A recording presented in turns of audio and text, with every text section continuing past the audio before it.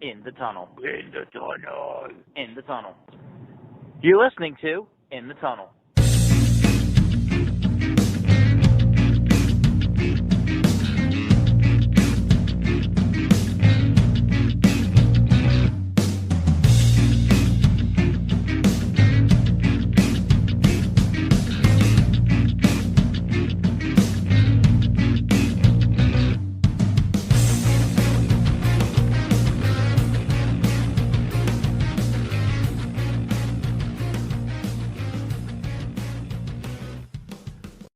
Hello and welcome to In the Tunnel, episode number 93.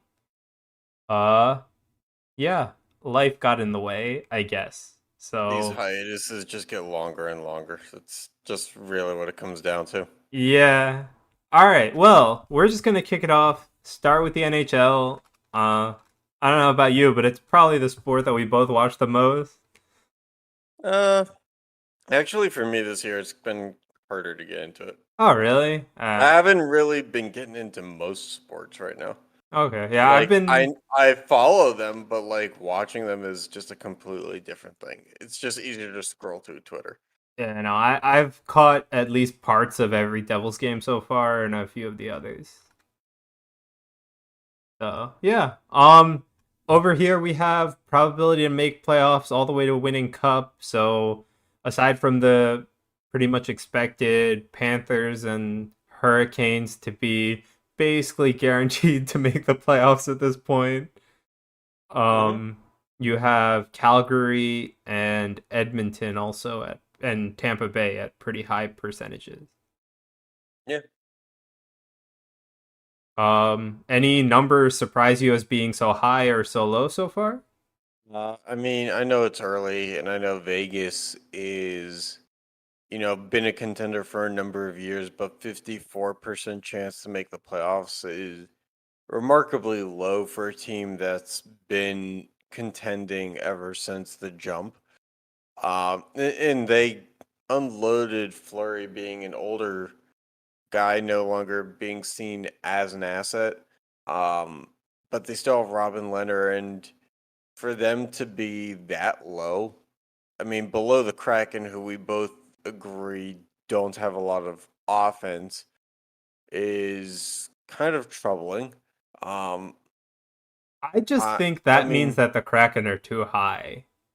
Not necessarily that Vegas is too low. Maybe a couple percent too well, low. they're in the same division, so if the Kraken are too high, then some other team is too low. Yeah, yeah. But like, I don't know. Uh,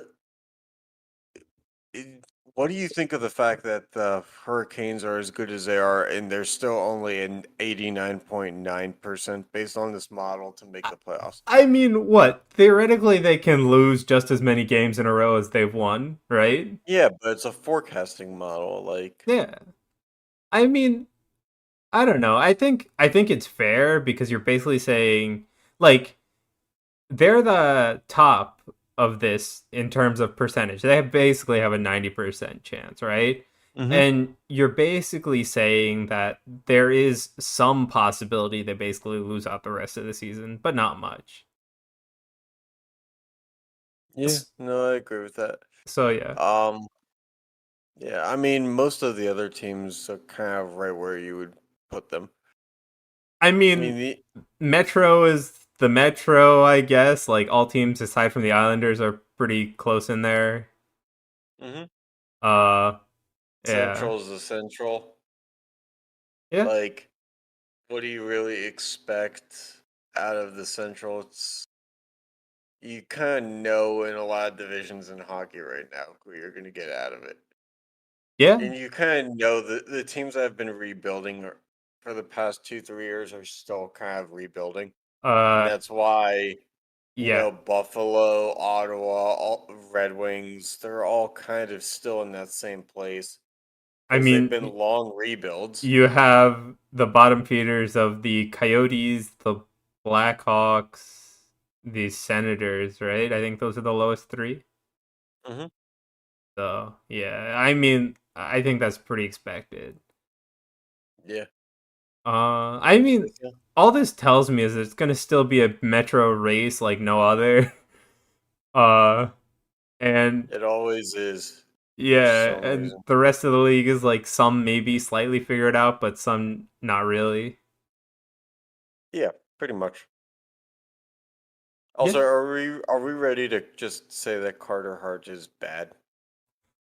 Uh, I say How probably. many? I mean, how many more years do they give him? I mean, I don't know if you need another like year to say he's bad, but like I don't know. We'll see. Maybe he could pick it up, but it's basically the year. Yeah, because I mean, last year he was not very good. He's 3-2 this year with a 2.41 goals against average and 9.26 save percentage. So save percentage is fine. It's actually above his normal or average I one. mean, what 9-3 is But like, normal, right? Like for a goalie, it's like really good for a goalie is 9-3. right, but is yeah.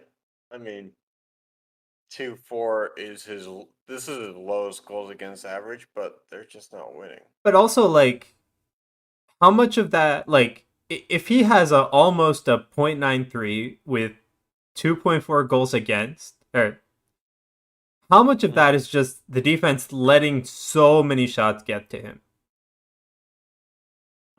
How much? So far, he's faced a third of the shots that he faced last year. And he's 3-2 right now. And last year he was 9-11. Yeah, isn't that a problem? Big time. So I so Last year he faced 632, or I'm sorry, I'm reading the wrong thing. Last year he faced 721 shots. This year he's at 230 so far. yeah, that's a problem. That's not a third though. It's close, but it's not a But third. it's still a problem, right? 5 games, and you played 20 games last year, right? Hmm. And you played 5 games this year, and it's not even close to a He's fifth. played 7 games this year. Oh, 7 games this year, 25 games last year. yeah. So you're still at what, a quarter of the games played? Yeah, it's not a great start. So I don't know. I think that number of shots that are getting to him is slightly too high And because it's 32%. like you have a fine save percentage. Hmm. Like you're slightly under a .93. You should be in the low two like 2.1, 2.2 goals again. Hmm. And then we wouldn't be complaining about your stats. Yeah. It's just the number of shots you've had to face that's slightly skewing it. I just don't know. Like, I have very little faith that he continues this type of performance facing that many shots. And speaking of, continuing that performance, somehow Jari has convinced people that he's good again. His I'm his sorry, stat dude. his stats are pretty good for right now, but I don't think the fan base really cares. They're ready to get rid of him Yeah, I'm regardless. sorry, dude. That's not it. It's not. It really never should have been, but here we are. Yeah. So I mean, like, to be fair to Carter Hart, though, he's having a phenomenal year comparatively to last year. I think. In a sense that it's not anywhere near as bad as. Yeah. So, but the problem is, yeah, I don't know if you're holding those numbers. I mean, last year's goals against was 3.67. Yeah, that's not it.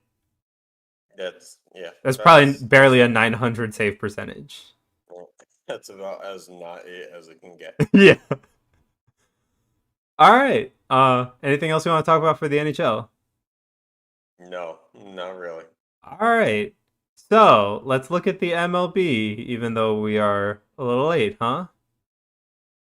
Who cares? Yeah. So Atlanta won. Uh, I great. mean, who were you rooting for in that? Can I vote for neither? You can, but like I feel like it's just a common sense thing to have rooted against Houston. But I mean, like, my mom's a Met fan, and they're the Braves, so Yeah, but like I don't know, one of my best buddies is a Mets fan, and like having played baseball, he's just like you have to understand that like what the Astros did is just way more fucked up than whatever the rivalry in itself did to the Mets. yeah, true. I mean, to be fair, I barely watched any of the game, and yeah, Me I either. didn't really want Houston to win either. But like, The only thing I paid attention to was when Charlie Morton broke his leg in game one and then continued to pitch, oh my god, which I think is reason enough why that whole like stay in for three batters rule needs to stop. yeah, Like, obviously, there should have been the loophole in itself that if somebody was injured, they could have been pulled. yeah. But then you feel like you're going to get the soccer thing where, like, people just fake injuries to get out. But the But I other side mean, of it is, you like, you can just you like know, find them later or ban them for a game if you right. like actually diagnose the injury after because he really should not have Yeah. kept going. I mean, I'm not saying, like, force MRIs, but No, but there are some pretty easy other checks to do. yeah. Yeah, or like have like the NFL has and I know it's not good to say the NFL as a baseline for morally right, but when they have the neutral, like not team but neutral neurological specialist or something. Yeah, Like just like have a neutral uh like sports medicine guy on site. you can do that. Yeah. All right, and then as far as off-season stuff, nobody wants to work for the Mets. Who knew, dude? I mean, like it's weird because everybody thought that once Steve Cohen bought the franchise and like turned it around in the sense that they were going to start spending money for free agents, build leadership and build a new culture, that nobody saw that like they just didn't do anything about the skeletons in the closet. Yeah. So And not surprised. like then Mickey Callaway is the former manager who gets outed, then it's executives getting outed, GMs getting outed. Yeah, like at some point, you just got to understand that the Mets just are going to be this way. This is like what happens in toxic cult, sports organizations that never win. Yeah. So, So I mean, I think they really just need to purge their entire like operation to fix it. But that's not gonna happen. no, So I agree with that because there's just no point in keeping anybody who's in the know of what happened because at that point, somebody's withholding information. yep. And it's just not going to end well. All right. Other baseball stuff. How do you like the arm barn, dude? Please stop.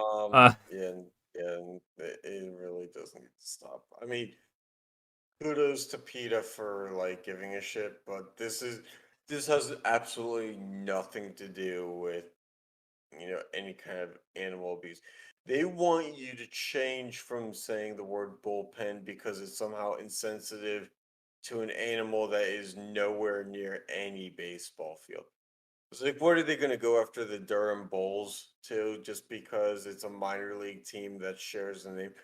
If PETA went after every sports team that represented an animal, or like it's like saying that the Phoenix Suns gorilla because it's a gorilla and it jumps to a basketball hoop. If it ever hits its head on the on the backboard, it's posing a threat to the reputation of gorillas.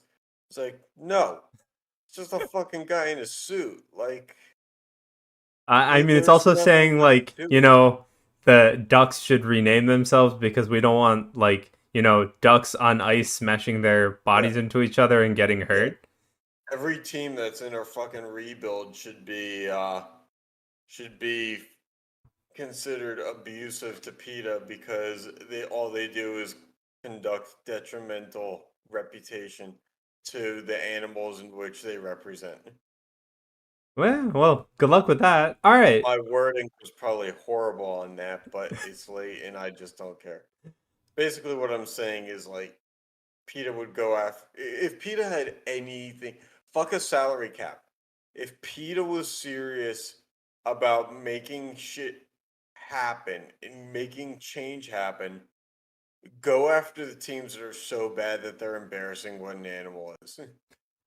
All right. Anyway, the White Sox are, I guess. No. Ozzie Guillen, the former White Sox manager, the guy who publicly backed Fidel Castro Right. and hasn't managed a team since 2013, at which point he was fired after the Fidel Castro remarks, was now being interviewed to be a manager of the Padres. Granted, this did not happen, but I just thought that this was noteworthy that this seemed like a good idea to people Yeah. at the time. I don't think it ever should have even happened. It's not a good idea. It's really not. And just to go through Ozzie Guillen as a manager, first of all, he was not a manager for that long Yeah, in it his was career. pretty short. Started in 2004. Well, started in 2004 and ended in 2011 with the White Sox, and then one season with the Marlins. Mm-hmm. Keep in mind, that was a Marlins team that brought in Jose Reyes, Mark Burley, was supposed to be a super team, and went 69 and 93. Yep. Finishing fifth, dead last in the NL East. Yep. Now, he did have a grand total of 2 playoff appearances with the White Sox in 7 seasons. 8 years, 7 One of seasons. them, Yeah. one of them did end up winning the World Series, but I mean, he inherited a good team from the start when he got to Chicago. Yep. Because they were 83 and 79 to start, second in the AL Central. Mm-hmm. All right. Well, That's enough baseball for us. So. Okay, he was on ESPN Deportes. That's what you want to see. Anyway, let's look at some football news. Let's start with Derrick Henry. Could be out for the rest of the season, basically. No, he is. He is. Yeah, he is. Yeah. So he's out for the rest of the season. So the Titans sign Adrian Peterson. Good on them. Yeah, good on them. It's a shame because the Titans were really killing it this year, but it's really hard to replace Derrick Henry. Yeah. Like, the production that you get with your replacement, even if it is Adrian Peterson, is a percentage of what Derrick Henry gives you. And if you're lucky, you get a solid percentage. It's not even like a talent difference or anything between Henry and Peterson. It's also Peterson doesn't know like the schemes or how the guys block or whatnot. So it's just gonna be tough to slot in. In theory, yes. So, but you do have he is a 36-year-old. Yeah. I mean, I'm putting aside all of that because you're not as young as Henry. You're not like that all that's there, but also like you don't have any of the prior preparation. You're just kind of going in there. Right, but at 36, you're probably more equipped to have seen all those schemes by that time in your career, whereas the average running back is out of the league by like 32. Yep. All right. Jameis Winston's also out for the season. That kind of sucks. It does, but I was kind of excited because I thought that this year he had a chance to kind of get the bad interception throwing version of Jameis away from his reputation. And I think to some degree he kind of did that, but the offense wasn't very good. Yeah. But I mean, not necessarily all his fault too. Kamara's kind of, not been what he once was. Mm-hmm. And so Michael Thomas didn't want to show up. They don't have a great tight end anymore like they did for years and years. And so you kind of have to improvise a lot, and that leads to some bad things. Yeah. The Rams acquire Von Miller. That one was big, but it wasn't as it oddly was. I don't know even how to say it, but like it oddly brought it back down to a level of normalcy when the Rams GM was like, "Fuck it, I don't want draft picks anyway." I was like, "Oh, okay." Okay, I good for mean, you. if that's how you're gonna do it, then like, why is it newsworthy then? Like, because the return is the big thing. Yeah. Okay, Browns release Odell Beckham Jr. Just don't have your father go complain on Twitter for you. Or put up YouTube videos sideways, which I think that's the funniest part of all this is you're gonna create an 11-minute video about how your son is open. One, if your son's a professional athlete, you probably don't need to come to their aid like that. Yeah, Maybe for like mental and emotional stuff, but like this isn't his high school, right. Exactly. tape to put out for colleges. Like I'm sure Baker Mayfield knows and wishes he could have gotten back some of those throws. Oh yeah. But, like, let's just say what it is. OBJ is a diva and he's a prick. In that sense, that on the field, this is what he does. He wants and demands attention. And when you want and demand attention, you end up not getting attention. Yeah. But anyway, and Kansas City acquires Melvin Ingram. Yeah, he didn't want to be here. Whatever. He didn't want to be here, and that was really the only thing that could make this graphic 6 boxes. Yeah, I I mean, don't know what to tell you. all right. Last piece of news that we thought was pretty cool. Yeah. So Mike White played for the Jets. Was it a week, 2 weeks ago now? Two Yeah, weeks. And some random guy, a shop owner, placed $1,000 bet and got paid out 125 to 1. but he was a shop owner. Yeah, it's like a local store owner or something. I'm pretty sure. Okay, well I mean, one as a businessman, bad, bad person. You don't put $1,000 on a bet. You don't One put a twenty five to thousand. one bet, First of dude. all, second of all, I want to know what sports book this guy is using, where he can pick who's going to have the most passing yards. So I've used DraftKings, FanDuel, and like a bunch of others, and I've never seen that prop. Something tells me this guy's betting Wasn't he legally. at a casino in AC or something? I don't read the articles. I just grab Yeah, I'm the pretty headlines. sure he was at a casino. Okay, so he probably did this drunk, didn't he? Yeah, who cares? He won 125 to 1. Okay. Be nice. Yeah, Or as I Sean calls it, monopoly money. yeah, I mean, I just thought that was pretty cool. Like, I don't think any sane person was making that bet. Uh, Oh, so we agree that some things cause this.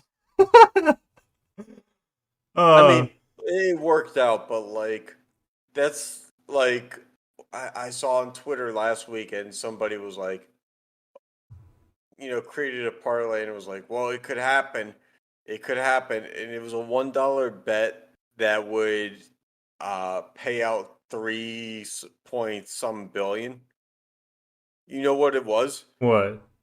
Every game to have a safety. That is He not it. parlayed every game to have a safety. That's not it. Yeah, But but would he put a like, dollar? Okay, I don't care. You put $1. Go ahead. Go but entertain like, yourself. I mean, like, yeah, I would have stopped at like 2 or 3 games and been like, the odds are probably still like $1 turns into like 15,000. Yeah, but like, still, it's $1. Go do whatever you want. Yeah, no, I mean, like, I get it. At $1, you can play the things a lot differently, but 1,000 on a guy that nobody really had a lot of tape of. I mean, he must have watched this guy in college. I don't think so. I I don't mean, remember, but like, I'm pretty sure he just did it. I mean that's the other part of it is the odds had to be the best. Yeah, best 125 to 1. Those were the best odds of that week. Yeah, but the fun part about it was like because the Chiefs are so fucking bad this year. not just in terms of record, but scoring offense. They don't put up big numbers like they're used to. So, for them to have to deal with, or the better having to deal with, okay, we have to wait on Patrick Mahomes to be the final card here Yeah. in terms of passing yards is like, And it was against that's the got to be Giants the on Monday biggest. night, right? It's the biggest sweat job until you figure it out that it's like the third quarter and Mahomes probably has like 175 pass yards, and you're like, actually, now that I think about it, like that's actually more pressure. Because if they were down, because they were going back and forth there for a while, like But he was playing the there's more Giants, so pressure you wouldn't have had to worry. in theory. But like if they caught themselves down, which they did, because then they went on a game-winning field goal. Yeah, I'm pretty sure. So there was passing yards involved late. Yeah. Yeah. Anyway, so yeah, last thing we want to talk about is fantasy leaders. So yeah, Derrick Henry's on this list because he's really good, but he probably won't be on this list anymore. Actually, definitely won't be. His average will be. But it's gonna drop, no? Oh no, because he'll just stay at Yeah. 8 games, right? Yeah, his average is based off of games played. Yeah.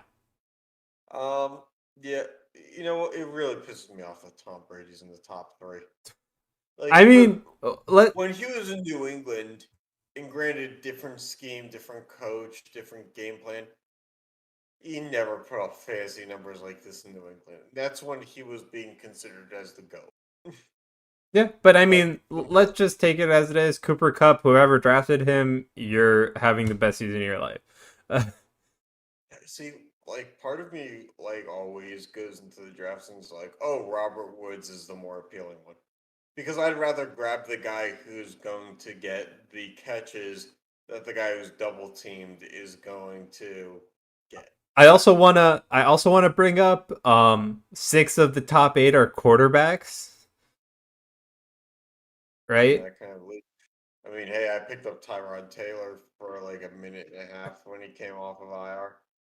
But like 6 of the top 8 are quarterbacks, and if you go to top 10 where you have 7 of the top 10, Yeah, that's like that just shows it you how much it's been importance a a quarterback is it's probably, especially in PPR leagues. it's been a down year for receivers, as big as it's been for quarterbacks in a sense. Yeah. For like 20 NFL teams, quarterback play has not been amazing. Yeah, but Like, there's a major talent drop off after you get past your top like five quarterbacks. right, but if you look at this, right, you have 10 quarterbacks here that are all putting up great numbers. Right. And then there's the other side of things, and not to be a homer, but like every week on an Instagram fantasy football page that I follow, uh, they do their quarterback rankings, and Ben Roethlisberger is ranked dead last. Like, I'm not saying it shouldn't be like that, but that's just how. Because there's like Ben at this point in his career shouldn't. I shouldn't be able to say that he could be interchanged for like Baker Mayfield Right. or like some other quarterbacks like that, but they're all kind of playing at the same level. Yeah. And so if Roethlisberger is going to be the 26th best quarterback you can play in fantasy football in a given week, but Baker Mayfield can't beat him, then what does that say about, Baker Mayfield? What does it say about other guys like Baker Mayfield, like whoever's starting for the Texans? Like, it's just, But it's I, rare. I mean, There's not a lot of domination. my point here is that like you know how fantasy normally goes, like top 5 players usually pick a running back and then it's whatever. Yeah. Like where the heck are the running backs in this list?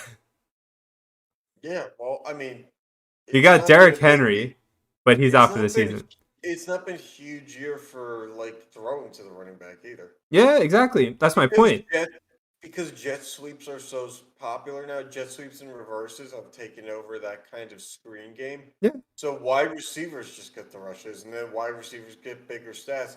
and then the running backs get less. Yeah. So I mean, if this continues though, like, will we see a shift in like draft priority? I think we should. I think we should have already, but yeah. I mean, yeah, I think we should have already for sure. But like, think about what they would do for fantasy football going forward in the next year or two as that shifts. To get running back depth in later rounds would be not as rare of a commodity. It wouldn't be as hard to pull off Yeah. because, like, depending on the size of your league, once you get past round like 6 or 7, you're basically staring at all backups. Yeah. And And to the think that you could grab a starter in the 6th or 7th round would be amazing. but the thing is like as a going as I'm going to draft in fantasy football, right? Like I'd rather have a guaranteed top 5 quarterback and a star wide receiver as my first two picks than like move the running back till the fourth, fifth round. Like who cares? Like what at this point they were gonna give me like 15 points. Now they're gonna give me like 8 because I chose like a middle of the pack one. Mhm. No, you're right. Honestly, and I know that he's number one on the list right now. If I were the fantasy player that owned Cooper Cup, I'd trade that fucker for like 3 other guys in the top 20.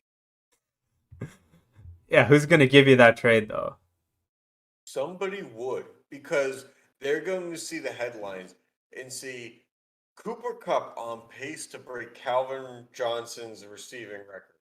And they're going to think a lot of yards, a lot of catches, and they're going to completely disregard the fact that defense eventually is going to make adjustments. Yeah, but like, I mean, yeah, you'll have to throw in some guy who's probably like top 50 and make it like 3 for 2. mhm. But like, you could pull it off and get yourself a better team out of that one guy largely. Yeah, Like, Miles Gaskin has been a pain in the ass for my fantasy team. If I gave you Cooper Cup and Miles Gaskin for, you know, what was it Metcalf and 2 other guys between 20 and 30, I'd fucking take that deal. all right. Well, yeah. I mean, I don't know. It depends on You like, have to look at it as a margin thing yeah. because you're giving up 27 points roughly, but you're bringing in about like 35 to 30 or to But you 40 also have to points. look at the delta on your side because who are these players replacing, right? Well, that's why you get rid of the shitty throwing. Yeah. But I'm just saying, like, yeah, there's a bunch to go in there, and then if the other guy actually does trades and doesn't just gaslight you, basically. Hey man, I picked up Julio Jones on the waiver wire because people just fucking drop guys, and I'm like, well, Devontae Parker keeps getting hurt. He's on my IR slot. They're just gonna leave Julio there. I mean, I know he's not putting up big numbers, but he's consistent. Yeah. And just a sneak peek, I'm trying to grab Tyler Boyd because somebody dropped him too.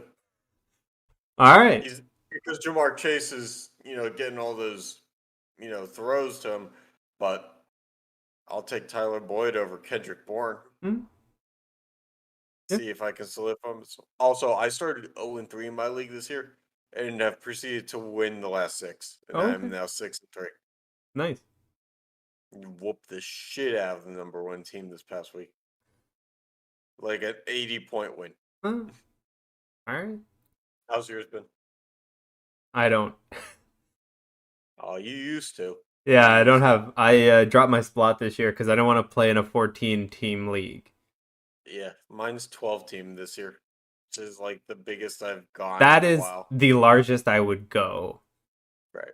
There's no like, it's just so hard to play any higher because like by fifth round it's over. Like you're grasping at straws. I don't even know the players' names Actually, anymore. I did pretty well with drafting.